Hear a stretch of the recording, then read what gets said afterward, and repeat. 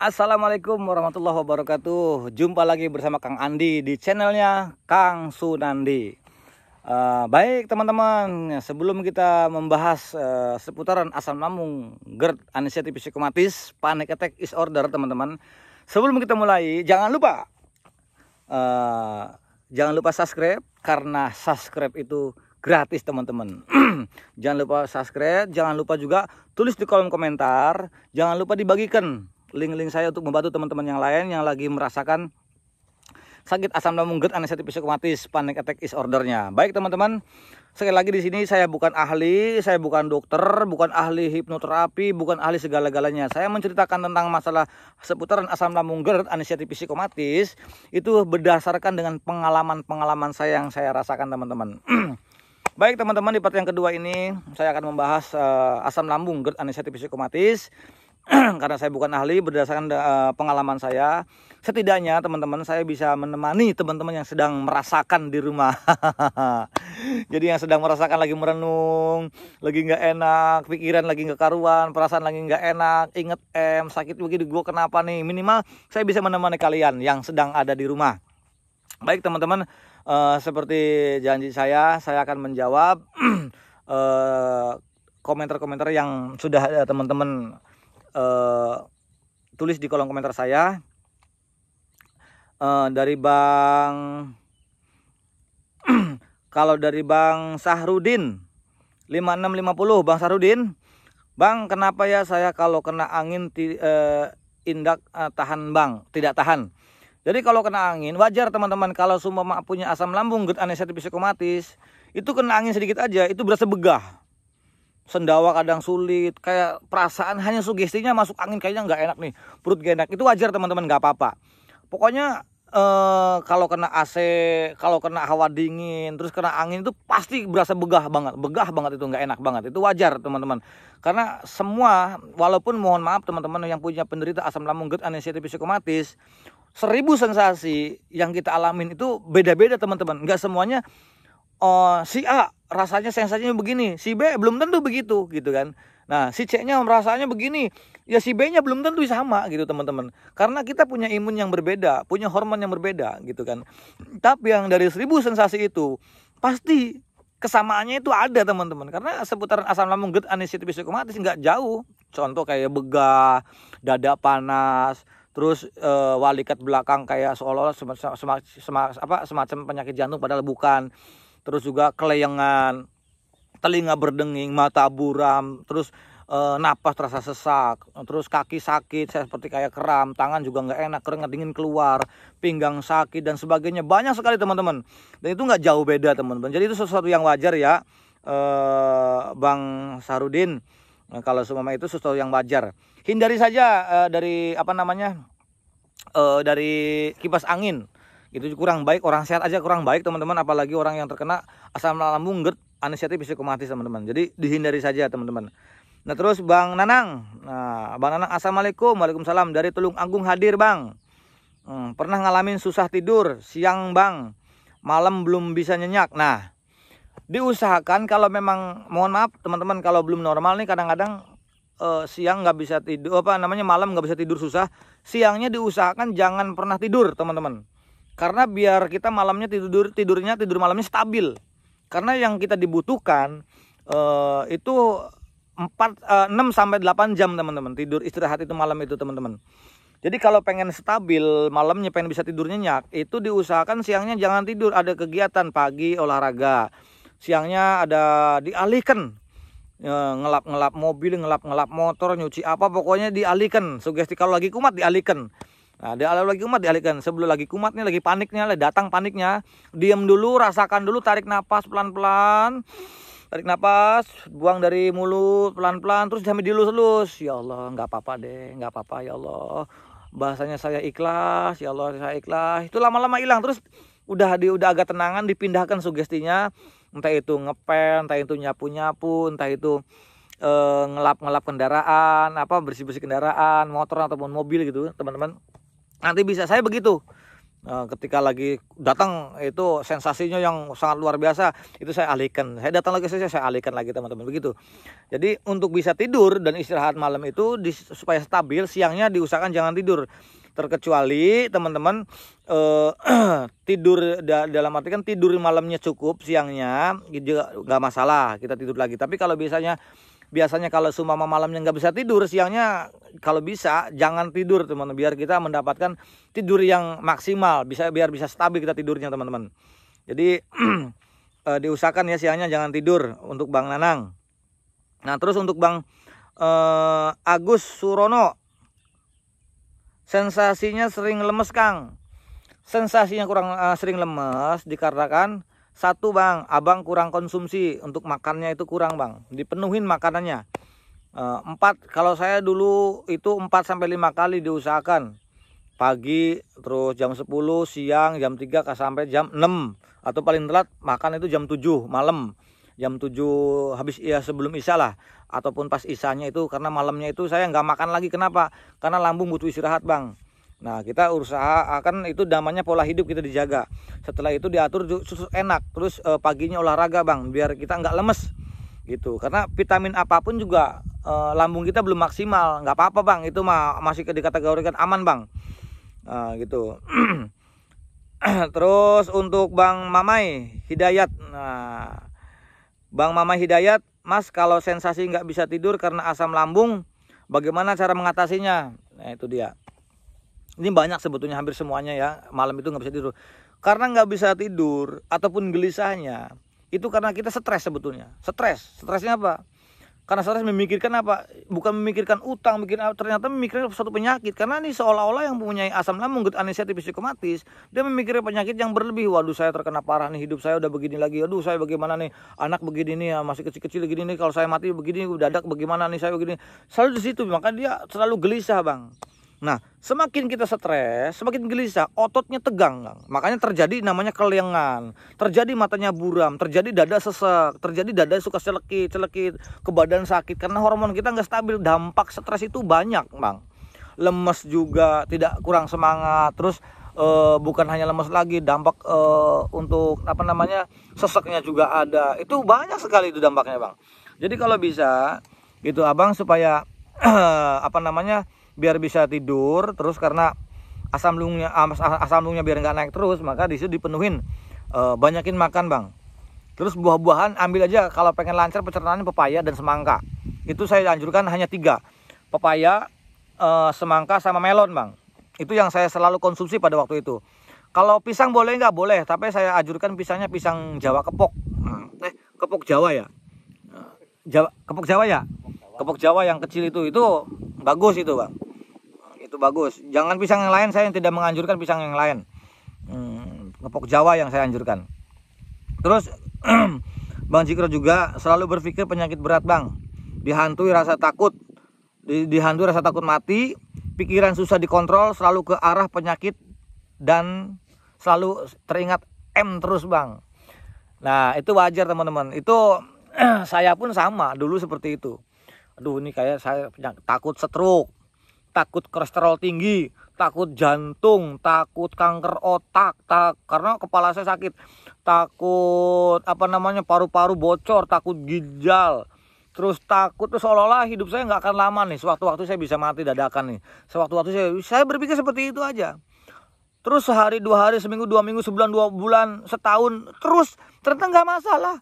Jadi teman-teman yang mempunyai asam lambung, aneurisma psikomatis, maaf sekali lagi teman-teman saya kasih tahu, punya penyakit asam lambung, GERD, aneurisma psikomatis, itu sesuatu penyakit yang biasa-biasa saja, bukan penyakit yang bahaya, teman-teman. Jadi teman-teman harus sadari itu ya. Sekali lagi nih teman-teman, punya penyakit asam lambung, GERD, aneurisma psikomatis itu bukan penyakit yang berbahaya, tapi itu melakukan dikatakan penyakit yang dikatakan ringan-ringan saja teman-teman. Jadi wajar teman-teman ya. Jadi jangan takut, jangan khawatir teman-teman. Itu penyakit yang biasa-biasa saja ya. Jadi jangan khawatir, jangan takut, jangan berpikir yang enggak. Pokoknya aman-aman aja teman-teman, aman, enggak masalah. Nah baik teman-teman, untuk Mas Jikra ya, jangan pola pikir jaga pola pikirnya, jangan ke situ, karena penyakit asam lambung, aneurisma psikomatis itu ataupun GERD itu aman-aman saja, nggak ada arah-arah ke sana, nggak ada sejarah kena asam lambung mati itu nggak ada bang, nggak ada kena asam lambung GERD anestesi psikomatis itu meninggal, nggak ada. Saya udah nanya, bahkan dokter pun juga mengatakan, 4 dokter loh, 4 dokter yang ahli spesialis dalam aja, asam lambung itu nggak bahaya pak, itu bilang ke saya, asam lambung itu nggak bahaya pak, hanya mengganggu saja tuh. Jadi asam lambung itu nggak bahaya. Nggak ada sejarah akan orang meninggal karena asam lambung itu nggak ada. Saya udah nanya ke dokter itu, dan asam lambung itu bukan merupakan penyakit berbahaya, bukan teman-teman. Gitu, bukan. Jadi jangan khawatir, jangan punya arah ke situ teman-teman. Nah, ya, makanya saya semangat dong teman-teman, harus semangat. Nah terus juga di sini Dodi Cico, abang merokok juga? Alhamdulillah bang, saya merokok nih, rokok saya sehari 2 bungkus sekarang tuh. Nih rokok saya tuh, sehari 2 bungkus tuh. Nah, rokok saya, ngopi juga, alhamdulillah bang. Dulu mah iya emang ngerokok nggak apa-apa, itu karena sugesti kita bang, karena kita takut ini nanti traumanya ke makanan bang. Nah terus ada Eriza Karya, tandanya sudah sembuh total gimana Kang? Suka takut kalau makan yang dipantang terus kumat lagi. Ah, ini masih punya dampak trauma.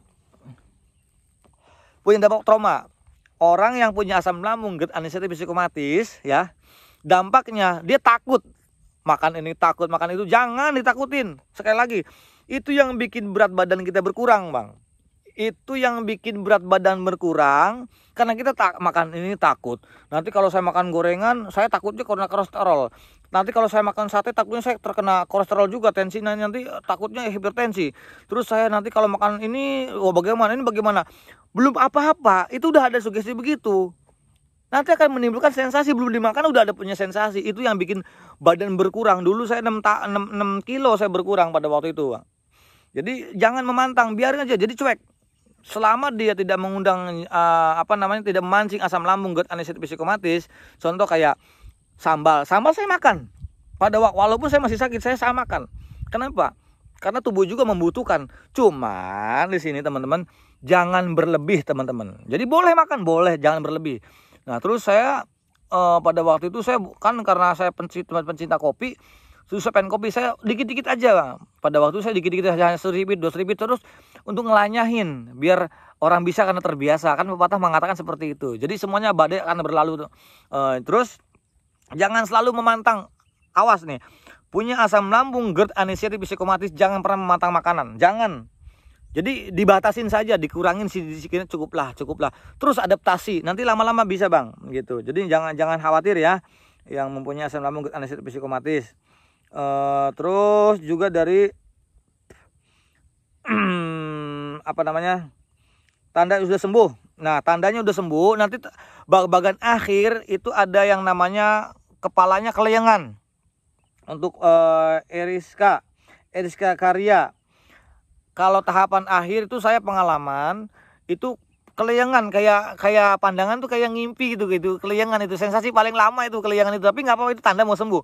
Terus makanan tidak ada yang dipantang, ngopi udah enak. Terus kalau saya kan ini ngerokok udah enak, terus ngobrol sama teman-teman udah cuek, terus pergi kemana-mana udah tenang, udah enak, udah nyaman, itu tanda udah sembuh, itu udah enak, itu udah nggak punya pikiran apa-apa lagi. Terus Bang Mulyadi, bener banget bang, tiap ada sensasi selalu diketikan dengan penyakit berat. Nah itu dia kesalahan kita. Jadi wajar teman-teman, ketika ada sensasi, wah ini jangan-jangan saya begini. Ketika ada sensasi, wah jangan-jangan saya seperti ini. Nah nanti akan seperti itu terus. Jadi itu sesuatu hal yang wajar bang. Tapi nanti juga lama-lama akan hilang bang. Memang susah untuk mengontrol pikiran, itu susah bang. Karena saya pun juga dulu begitu. Waduh, kayak orang nih gampang ngomongnya enak aja. Dokter juga ngomong enak, jangan banyak pikiran. Bapak itu jangan banyak pikiran, gini enak ngomong mah gitu kan. Yang saya ngalami nih, waduh pada waktu itu kurang ajar, yang ngalamin pikiran susah banget nih. Tapi teman-teman, badai semuanya pasti berlalu teman-teman. Dan itu ada masa-masanya, jangan khawatir. Saya melewati masa-masa itu, alhamdulillah teman-teman. Sekarang saya bisa berbicara di depan kamera, berbicara sebagai mentor teman-teman. Karena saya pun merasakan dulu tuh bagaimana sakitnya di belakang telinga, di bawah telinga sini, di bagian leher sakit banget, di belakang kepala juga, di samping ini. Kepala ini bisa 7 titik yang saya sakit itu. Bukan apa-apa teman-teman, itu sangat luar biasa. Karena dulu saya istirahatnya kurang, ininya kurang teman-teman. Jadi wajar teman-teman ya. Jadi teman-teman itu sangat sangat luar biasa. Terus juga mantap bang, semoga sukses, amin. Nimahrir, nanti saya akan ditulis di kolom komentar, ada kontak saya nanti ya. Terus Ferila Hel 5033, ternyata kata nggak sendiri ya, kita nggak sendiri kan, makanya banyak yang jadi mentor juga. Semoga kita semua segera diberikan kesehatan, amin ya Allah. Sakit pinggang kiri nggak bang? Ya, saya sakit pinggang sebelah kiri. Waktu saya sakit pinggang itu saya mendiagnosa sendiri itu ginjal. Jadi aduh jangan-jangan saya ginjal. Terus saya lihat kencingnya berbusa nggak ya, aduh tapi posisi saya berbusa nih, saya begini nih, aduh jangan-jangan saya benar-benar ginjal nih, sakit banget. Untuk sholat aja sakit, untuk duduk aja sakit, pokoknya udah nggak nyaman banget. Apa-apa tidur nggak enak, miring nggak enak, itu nggak enak. Itu sakit pinggang. Mendiagnosanya seperti seolah-olah nih saya jangan-jangan ginjal, ini jangan-jangan ginjal. Saya di situ diagnosanya. Dan itu saya nggak lama, nggak sampai sebulan teman-teman, kurang lebih 3 minggu saya mengalami. 2-3 minggu itu sakit pinggang itu. Banyakin minum aja ternyata hilang. Banyakin minum air hangat terus, banyakin 8-10 gelas dalam sehari itu hilang. Untuk sakit pinggang itu jangan khawatir. Terus untuk Abdul Fakir, terus udah itu Abdul Fakir, semoga saya selalu, amin. Peta Langit juga sangat semangat para pejuang anxiety disorder. Insya Allah kita semuanya akan semangat ya. Usher V15 Hel 1NW8H, amin ya Allah, amin amin ya Rabbal Alamin. Doanya mudah-mudahan sehat semua ya, alhamdulillah. Nah terus Cak Mun Channel, sama bos saya juga gitu, sudah 6 tahun. Nah ini udah 6 tahun nih, udah 6 tahun jalan. Kalau panik gelisah bisa aja lawan, dan alhamdulillah hilang. Tapi perut terasa penuh, begah, jadi gemeter, kelingan, kebas, terus menjelang malam itu masih suka kambuh. Baik, saya jelaskan. Untuk Cak Mun Channel nih, kalau tangan kaki suka kebas itu wajar teman-teman. Karena apa? Satu, kita kurang gerak. Terus perutnya juga terasa begah. Terus berasa begah itu, mohon maaf, terkadang kita telat makan. Telat makan itu bisa jadi, bukan bisa jadi, memang telat makan itu. Kadang-kadang kita suka mengabaikan. Nah terus tremor, gemeteran, wajar. Dari situ udah kelihatan. Tremor itu ada 2 penyebabnya. Kalau nggak dia panik, dia kurang konsumsi. Jadi makanya selalu telat, makanya kita akan tremor. Gemeter, paniknya ada, terus karena konsumsinya telat. Itu pasti akan. Tapi kalau abang ini, kalau seumpama tremornya pengen hilang tremornya, itu harus dipenuhi dulu konsumsi makanannya. Jadi jangan sampai telat bang, walaupun sedikit, 2-3 sampai suap, 2 suap 3 suap juga, yang penting ngisi tiap jamnya, 2 jam sekali 2 suap, 2 jam terus aja, itu nggak apa-apa bang. Itu untuk menghilangkan tremor dan untuk menghilangkan lemas, terus biar kita nggak begah juga bang. Nah di situ. Terus juga perut juga terasa penuh ya, karena kita itu angin dari asupan makan kurang, akhirnya anginnya apa? Anginnya dia berlebih, asam lambungnya dia naik, akhirnya merasa begah. Terus sekarang menjelang malam, jangankan malam bang, ini kan menjelang malam itu masih suka kambuh. Nih, orang yang punya penderita asam lambung, gerd, anestesi psikomatis, jangankan malam, setiap pada asar jam 4 jam 5 tuh udah pada siap-siap. Kaki terasa dingin, terus badan, tangan juga ngerasa kesemutan, keliangannya ada, stresnya datang lagi. Jadi penyebabnya yang bisa stres itu, yang bisa sakit keliangan, panik malamnya itu, karena kita sudah stres dari siang, itu sudah stres. Orang begadang, jadi orang yang punya asam lambung, gerd, anestesi psikomatis, dia stres, siangnya stres, makannya kurang. Nanti sore itu, menjelang sore kan hawa dingin tuh, perubahan substansi. Di situ akan timbul sensasi kaki dingin, keringetan nggak enak, kayak semacam aliran darah nggak lancar, terus kebas juga, pinggang sakit, dada terasa sakit. Ini karena dampak dari pagi sampai siang itu kita memikirkan sesuatu, stresnya. Makanya kalau malam nggak bisa tidur, akhirnya apa? Timbullah kepala sakit, keleyengan, mata buram, terasa amat sesak. Karena dampak stres teman-teman, gitu. Makanya kok nggak ngapa-ngapain ya, orang penyakit asam lambung, gerd, anestesi psikomatis itu nggak ngapa-ngapain, tapi makan dipenuhin, tapi kok lemes aja. Kenapa? Kok kayak orang kerja berat, lemes aja. Kenapa? Karena dampak stres itu. Bayangkan suatu otak stres tapi dampaknya ke badan semuanya jadi lemas. Makanya kalau berjalan walaupun beberapa langkah, berapa puluh langkah itu dada berasa ngos, gak enak. Kenapa?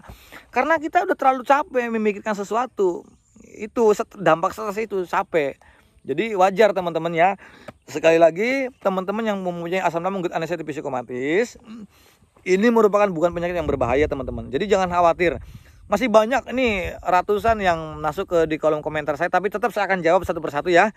Jadi sabar, nanti saya upload lagi videonya insya Allah. Mudah-mudahan teman-teman yang sedang sakit di rumah, Allah angkat penyakitnya dan Allah sembuhkan lagi. Tapi jangan khawatir teman-teman yang mempunyai asam lambung good anxiety psikomatis. Buat teman-teman yang sudah saya jawab di kolom komentar, jangan khawatir. Ingat ya, ini bukan merupakan penyakit yang berbahaya. Ini penyakit yang biasa-biasa saja. Hanya tinggal dibuang pola pikir kita, anxiety kita, insya Allah tanpa obat, tanpa herbal, penyakit asam lambung good anxiety psikomatis akan sembuh total, permanen teman-teman. Jadi jangan khawatir, semangat terus yang sedang berjuang anxiety, asam lambung good anxiety psikomatis ya. Jangan khawatir, kalian pasti sembuh. Badai pasti berlalu teman-teman ya. Insya Allah saya akan doakan semuanya buat teman-teman. Pasti sembuh, jangan khawatir insya Allah. Allah yubarik alaina. Waalaikum amin. Akhir kalam. Assalamualaikum warahmatullahi wabarakatuh.